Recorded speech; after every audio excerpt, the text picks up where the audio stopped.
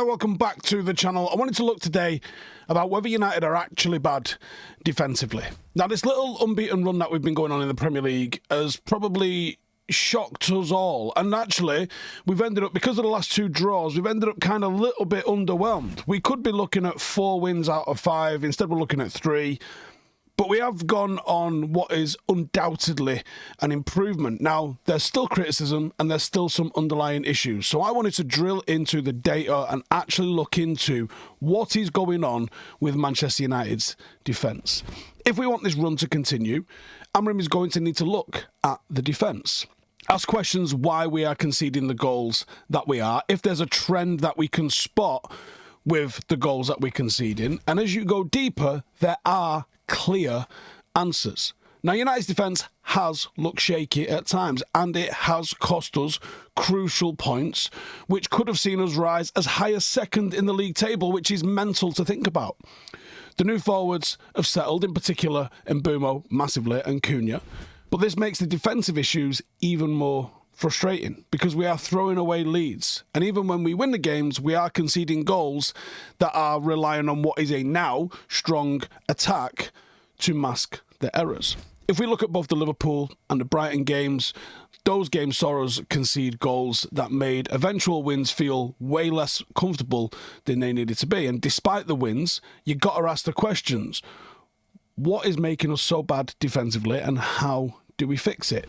Here we are. It is the end of 2025 coming into view. Time is moving fast, but it's not too late to make this your year. There is still time to make real change for yourself, or even for someone that you care about. Maybe there's one habit that you've been meaning to quit, and I think you know the one.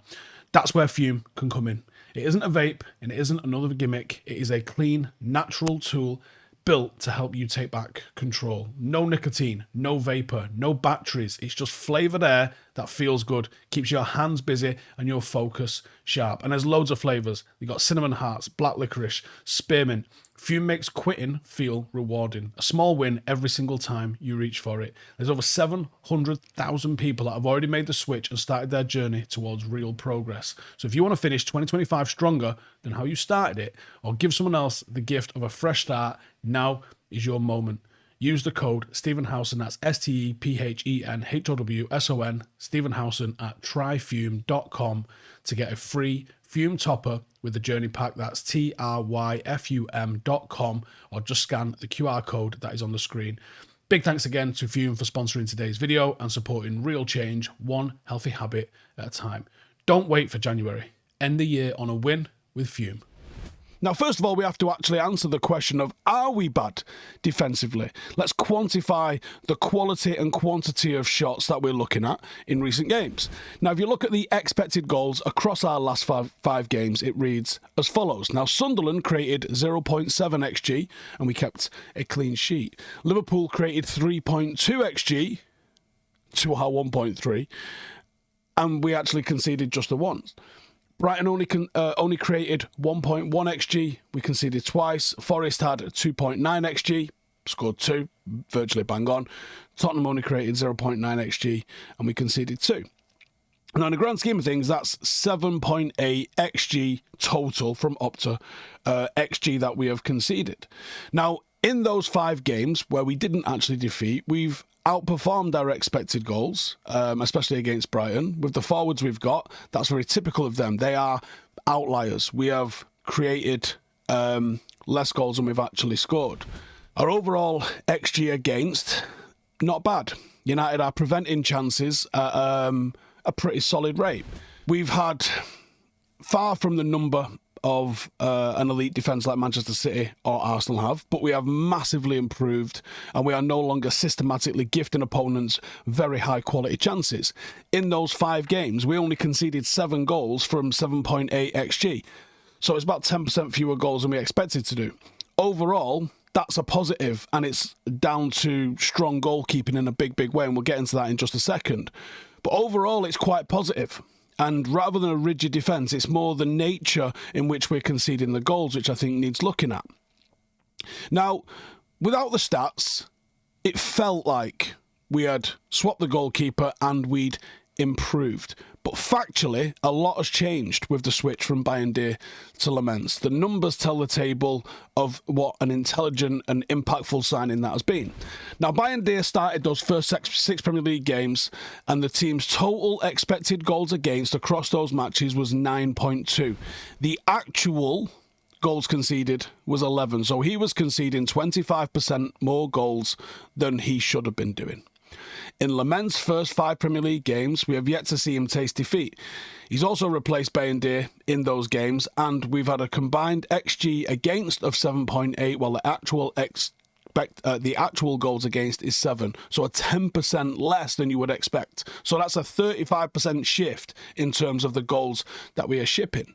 Now, Bayindir would average 4 shots on target against him a game. He had 24 shots against him across those games, and he was making 2.17 saves on average per game. His save percentage was 54.2, and he was conceding 1.83 goals per game, 11 in total. Now, Lamens is facing more shots on target per game with 4.2. He's played 1 less game, but he is saving 2.8 per game. Now, that was 2.17 per game saves for Bayindir, 2.8 saves per game for Lamens. But his save percentage is 66.7. He's only conceding 1.4 goals per game to the 1.83 goals per game that Bayindir was making. So, just on the numbers alone, he's better. But he also brings an air of confidence and solidity with him that Bayindir didn't have. Now, one of United's weakest areas under Amorim has been set play defending, and the changing keeper hasn't quite fixed that yet. But there has been improvement is dealing with crosses. We are facing more crosses per 90 with Lamens than we did under Bayindir, and he's claiming considerably more. And that, I think, alone has shifted the confidence. And the opposition are now no longer flooding the box nearly as heavily as when we had an unconfident goalkeeper. Now, if you look at the last 5 games, Amorim has dropped the tactical stubbornness, and we've seen Manchester United become a lot more adaptable. We've seen a ton of different formations, and we've seen actually quite a few different tactics suited to the opposition. He's stuck with the 3-4-3, but he's made in-game tweaks that have helped with flexibility.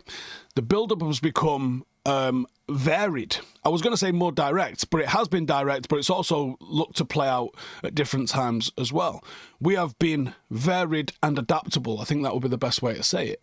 And we all know the offence has been better, but the defensive tweaks have had some impact as well.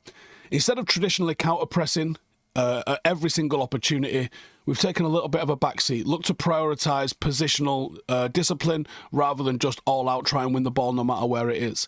And we look to organise ourselves a little bit more efficiently and looking like we're going to trust Casemiro's experience rather than just aimlessly pressing. And I think it's worked because United conceding considerably less than when he's on the field. When he's on the field, United are just better. Now, one thing that's really interesting is Manchester United used to be a very, very press-heavy team under Ruben Amorim. And as the season's gone on, it's got worse and worse and worse, or less and less and less of a press. Not necessarily worse, because that's subjective. If we're winning and we're not pressing, then how can you say it's worse? So we're pressing less, not necessarily worse, we're pressing less. United's PPDA is 14.3, and that ranks us 17th out of 20 teams. We are one of the league's more passive pressing teams, and that's a complete opposite to where it was at the start of the season. That means opponents are completing PPDA, passes per defensive action. Opponents are completing 14.3 passes on average before United get a defensive action against them. The league average is about 11.8. So all teams, United are in the bottom half. We are way below average in terms of our pressing intensity. Arsenal are first with 8.7, followed by Manchester City with 9.2. Liverpool are third, Chelsea are fourth. All of them are around about 10 or less. Now, being a little bit more pragmatic in our defensive philosophy means that there's more licence on the attacking players to play their natural game. For example, Bruno Fernandes not chasing shadows, not being chaotic, now means that a lot of players have more energy to spring out and we can attack with more precision and more venom. Almost a little bit more like a counter-attacking side. And it's a defensive flexibility that I think has really helped us offensively. We are catering to the opposition far more than ever before. And the last 3 wins had really distinct flavours. direct counters and long ball against Liverpool, high pressing against Sunderland, fluid attacking overloads versus Brighton, and also man pressing against Brighton and man marking that was following. I mean, we were seeing De Ligt follow Welbeck all the way to the edge of the Brighton box. So it's not an abandonment of Amorim's principles. It is a pragmatic evolution of being adaptable. Now, if you're able to do that across 2 games a week for 55 games a season where you have a brand new plan for every team, probably not, if we're being honest with ourselves. But I am liking this evolution from being naive and overly aggressive that left us exposed so often under Amorim and actually under Ten Hag as well. So what can we take for this? Is this new approach harming us in the long term if we don't win the ball back quickly? Is it something that we're going to have to get used to? We will find out as we get more and more data and more sort of looks at how we're able to adapt. Now, since our goalkeeping worries have been massively healed and the shape has become a lot more adaptable, what is the issue? Well, recent games have held a worrying trend, and that is throwing away of wins. We are conceding late in games. All 7 of the goals that we have conceded in the last 5 games were in the second half, and 5 of those were after the 70th minute, when you hope United are able to dig in and be our most solid. So with that in mind, I think you have to look at a few things. Number 1, the depth of the squad. Number 2, Amorim's substitutions and game management. And number 3, individual concentration. Now, against Spurs, Ugarte stood out for a little bit of an iffy showing when he came on in the second half substitution, as did Dalot. Lack of concentration that cost us, saw him benched against Spurs. We have a bench full of players who, for the most part, should be good enough, but aren't getting good enough. And they're also not getting any level of considerable game time to get them up to the match speed and the physical demands of the Premier League. And I think we're paying the price for that. It's costing us points.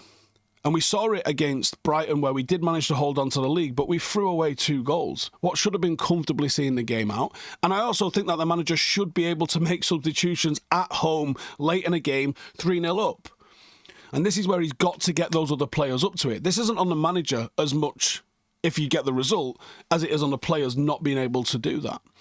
And the performances are starting strong, and we're scoring quite a lot of early goals. But that fading as a game goes, when Casemiro's legs go, when Mazraoui's not got the match fitness to see a 90 out, the only criticism I could have of him was against Spurs. I thought taking Dorgu off and bringing Dalot on when you had to make a substitution for both Casemiro and Mazraoui might have just been too many subs that you didn't need to make. Could we have kept Dorgu on? I feel like we could have done. You know, Mazraoui had to go, Casemiro had to go, but did they all have to go? You know, when Casemiro's solidity exit the pitch, Ugarte should have enough to do the job in a similar fashion.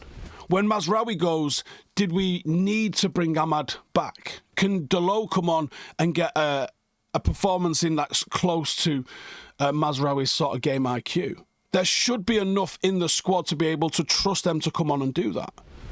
I don't necessarily like the sheer volume of defensive substitutions that we've got, but maybe Amorim would argue that the drip feeding in of these players, getting 10 and 15 minutes here and there, is getting them used to the system, getting them used to the players around them, so if they do need to start a game, they're more suitably equipped to do that. And that's only something the manager can have with that. Now, I think there's a few reasons here that we've got a largely good starting 11 with a couple of issues, but the supporting cast either unsuited, unfit, or unworthy of being Manchester United players. We saw the difference once Lamens came in. That issue got fixed. We saw the issue with the adaptability get fixed once we went to a little bit more of a pragmatic style rather than trying to win the ball at all opportunities. There's some really good signs there. But the giving away of goals in the manner that we have been doing lately, hopefully the manager's able to see that and comes up with a way as we move now into the back end of November and December where this international break gets dealt with and we've got a really nice run of games where we can start to build some momentum. Manchester United could find themselves in a really strong position just after Christmas with the nice run of games that we've got coming up. But we are going to have to fix this conceding late on.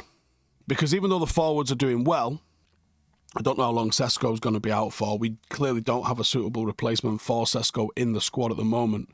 So it's going to be interesting to see what Amorim does to adapt that. But if we can start being a team that keeps clean sheets, and I think we've got a goalkeeper capable of keeping clean sheets, but do we have a squad capable of keeping clean sheets? If we do, we will become very hard to beat. And that's what Manchester United need to be. Please let me know your thoughts in the comments. What's the number one thing Amorim has to fix to turn us into the promising start we've had on this little unbeaten run? And from that, into a very hard to beat team. I want to know what you guys think. Let me know in the comments. Laters. Hey, thank you for watching the video. If you are new around these parts, then don't forget to subscribe. My channel is proudly supported by my community on Patreon. If you'd like to get a little bit of extra content, a Discord group, meetups, five-a-side games, weekly podcasts, behind the scenes, and even an occasional bit of transfer news as and when I get it, then for the price of a pint, you can show your appreciation for the content that we make and get some goodies for doing so as well. Check the link in the description or click the button right here. You'll also find all of my socials here too if you want to follow me on any of those platforms. Nice one.